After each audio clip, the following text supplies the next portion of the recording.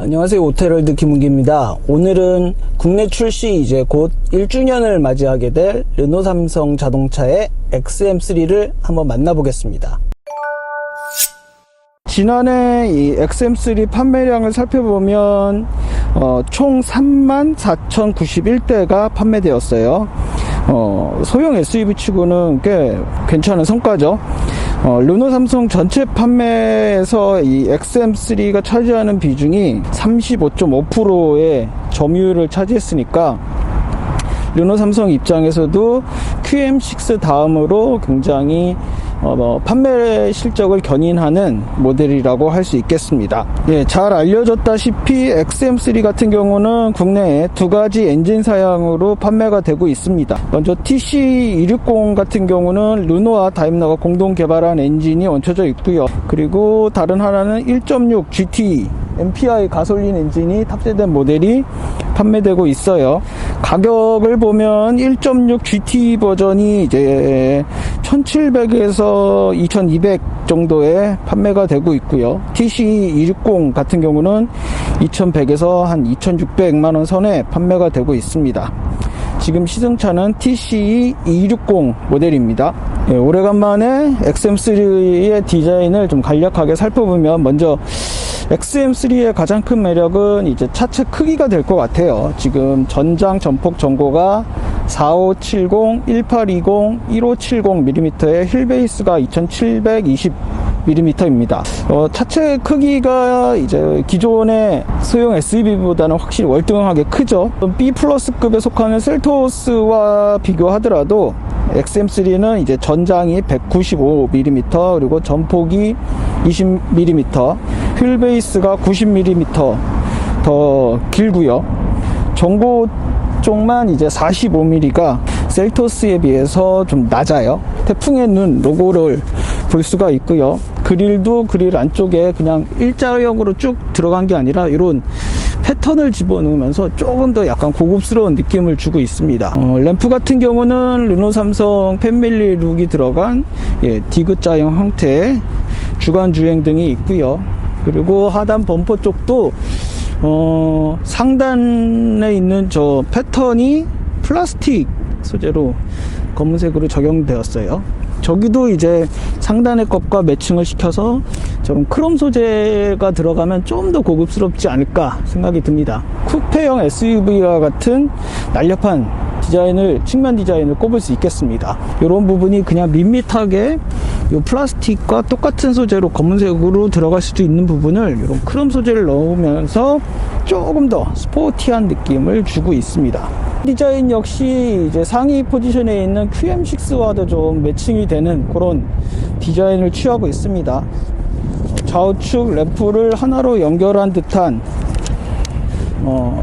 라이트를 위쪽으로 이렇게 가져가고 있고요.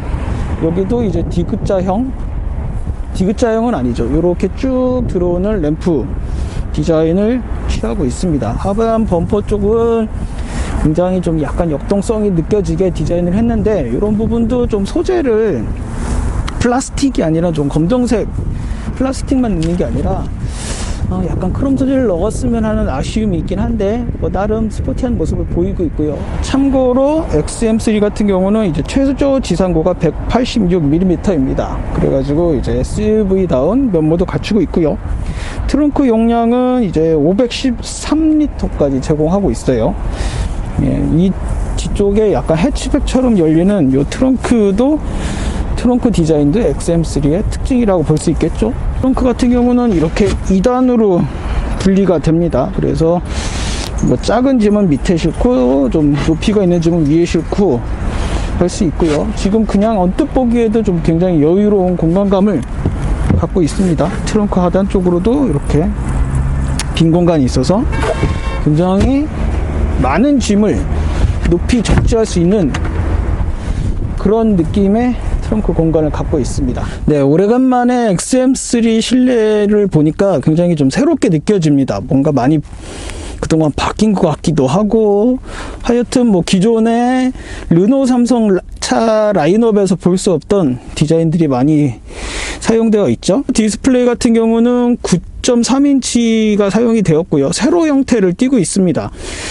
약간 좀 뻐청하게 좀 이렇게 높이 솟은 듯한 느낌이 있긴 한데, 사용하는 데는 뭐 전혀 불편함이 없고 전면 시야를 방해하지도 않고요. 그리고 계기판 같은 경우는 지금 10.25인치 디지털 계기판이 적용이 되었어요.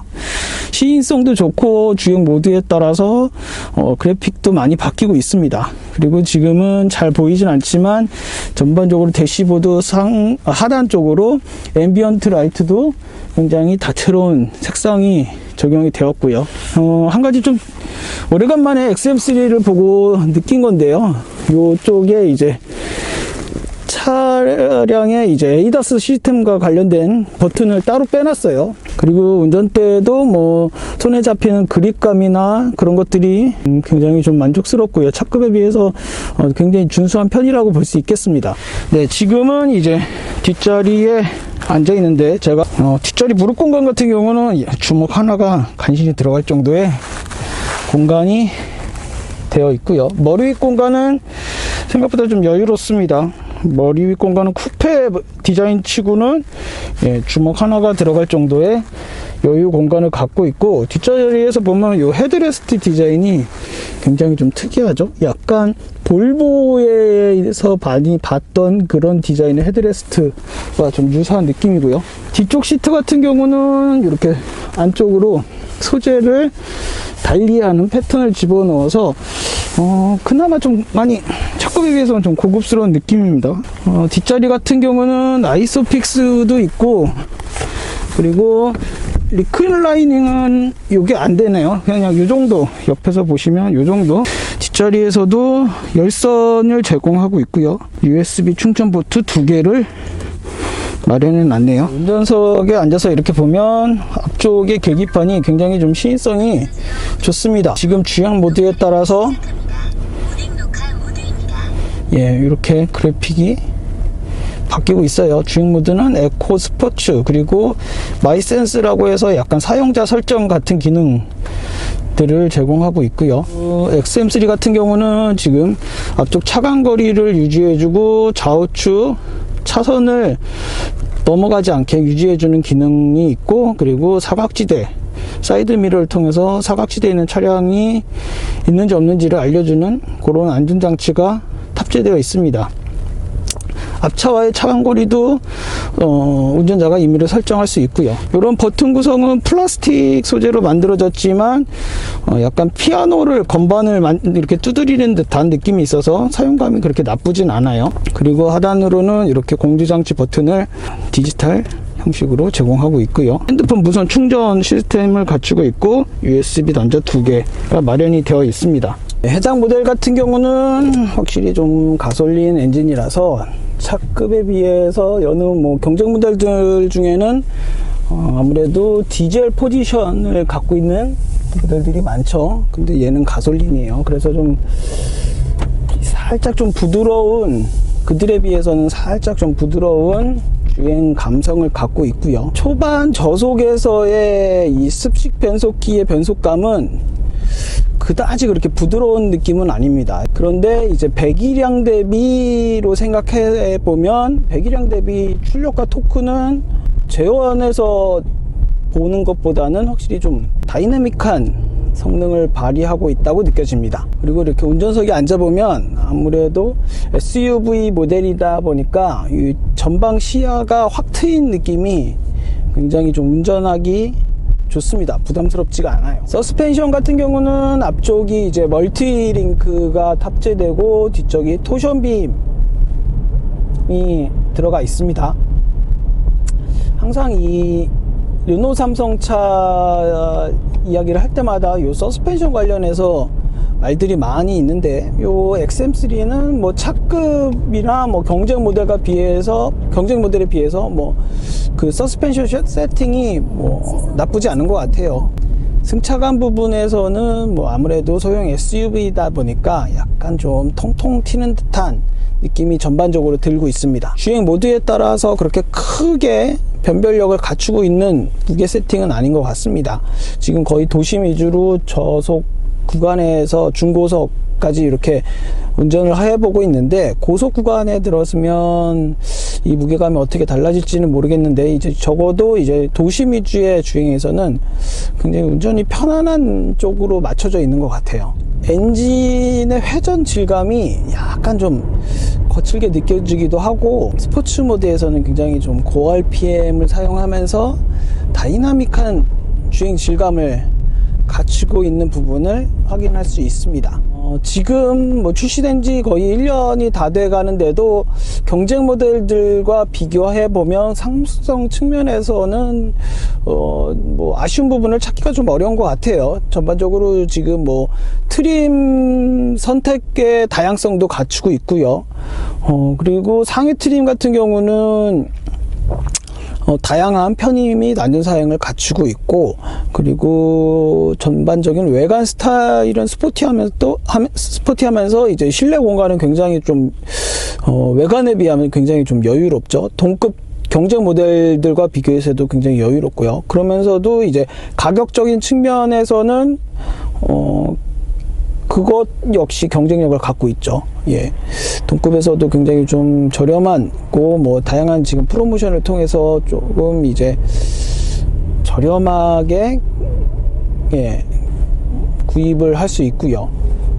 다만 한 가지 아쉬운 부분이 있다면, 이제 소형 SUV 같은 경우는 아무래도 운전을 이제 처음 하시는 분들이나 좀 젊은 세대들이 많이 선택을 하는 경향이 있는데, 그에 비하면 이제 뭐 예를 들어 티볼리 같은 경우는 굉장히 다양한 색상도 있고 버전도 있고, 그래서 젊은 세대들이 이제 자신의 개성을 드러내기에 좋은 차량으로 세팅이 되어 있잖아요. 근데 그에 반면 XM3 같은 경우는